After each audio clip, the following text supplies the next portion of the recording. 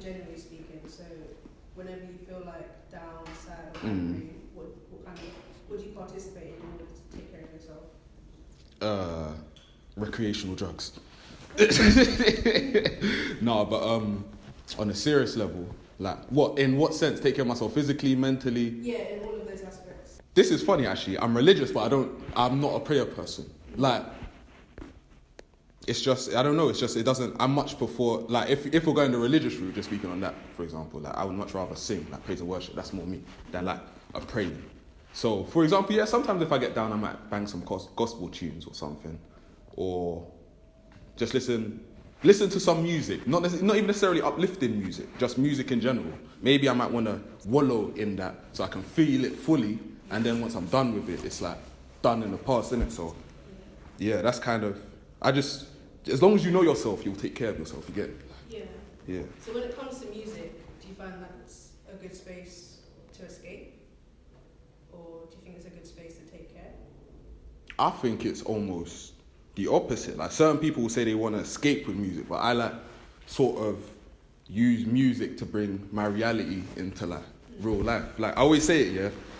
If you actually read the Bible, like, God kind of spoke, like, if you were to give God a superpower, yeah, it's like he could see everything and he could speak magic words. Like, if you read the beginning of the Bible, he said, let there be light, and there was light. He didn't, like, click his fingers, like, he spoke. Like, so when I do music, I kind of approach it the same way. I'm, like, creating a world. So, like, I don't necessarily escape. It's more that it's weird, I go to something deeper than what I'm actually feeling. So rather than personal, what I'm feeling personally, I might go deeper into, like, the general feeling, and then sort of build up that world, and that's what I try to communicate with my music.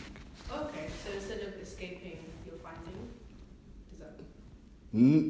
Yes, but revealing. It's more like revealing rather than finding. It's more like there was a darkness. It's like, let's say that corner of the room is dark. Whatever's in the corner of the room has been there, but it's just dark. You couldn't see it.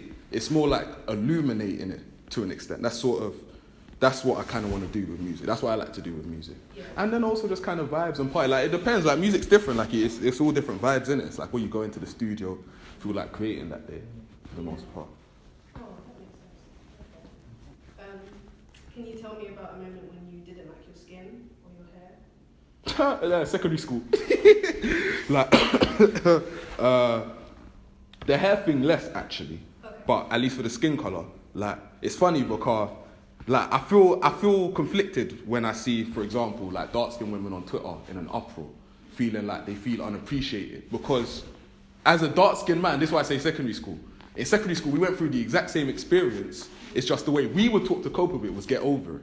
So that's why, to an extent, I understand the lack of sympathy sometimes men have towards women. Because, yes, we understand it's a problem, but we also had this problem, and it's not necessarily that we were told to get over it, it's that the only way we found, the only solution to it was to get over it. Yeah. It's like I remember year 9, the light-skinned boys were in. Like, the girls were picking the light-skinned niggas. Like, all I had to do, the only thing that worked was to get over it.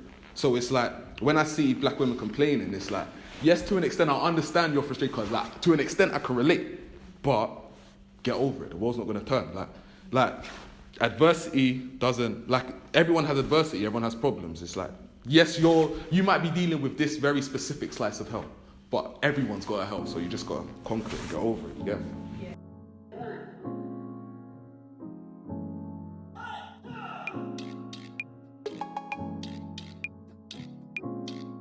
Afro-Caribbean women should step up then. Really and truly. Like, you know yourself better than, I'm guessing, not to be racist, we're more these Asians and, like, these Turkish people. So it should be on you guys, really and truly, to supply or lead the charge for what you want to see, because that's your area of domain. Like in the men's area of domain, stuff we want to see changed, we would at least champion. And then, to be fair, because girls on both sides of the coin, you will see black women jump on the bandwagon a lot, which you don't see with black men to the same extent, to be fair. But I feel like since it's something that is primarily a female concern, females should take the leading initiative and then bring us on board when you man know what you want to do. Like, you man sort it out between yourselves and then bring it to the man them, and then then we can discuss it further. You get me? Yeah. Okay. See this kind of example in any other industry where black people are majority of consumers, but we're not so much in the production? I want to say yes, which is funny because I can't think of that industry. But I want to say yes, which feels like I've probably heard it in industries before. And it would make sense really and truly. Like black people, like if we're really, really being honest, black people were brought to the West to be the underclass.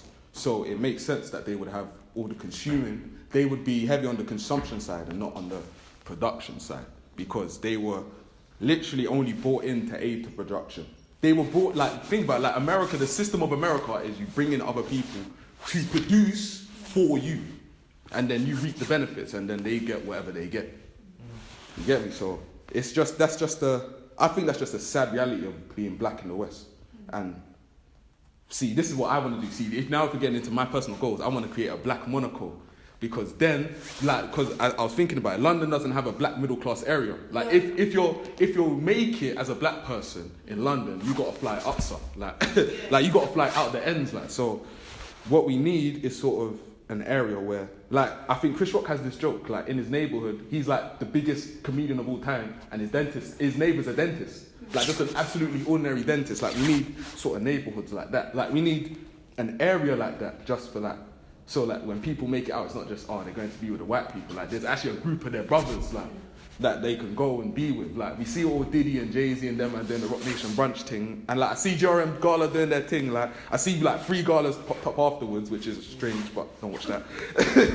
But we need something like that, man. We need like a real community. But it's different. See, it's hard for people being black in the West because we're not all black, like you're Caribbean, you're Jamaican, am I? Yeah, okay, I'm Nigerian. Where are you from, Master? Behind the camera. Nigeria. Okay, but you see, okay, even in the room, like everyone, that's 2 very different places. Like black is just, it really is just our skin color.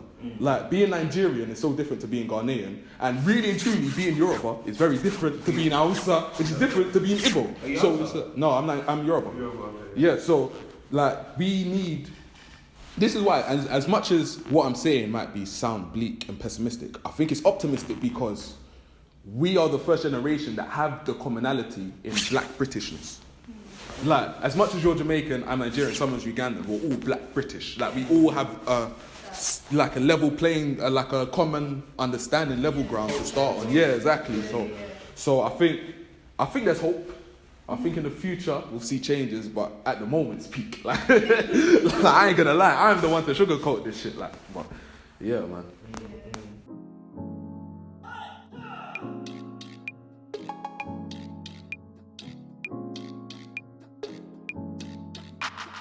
So, 3, 2, 1, action. Okay.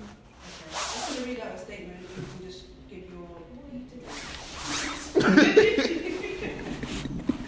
Wait, do that again, bro.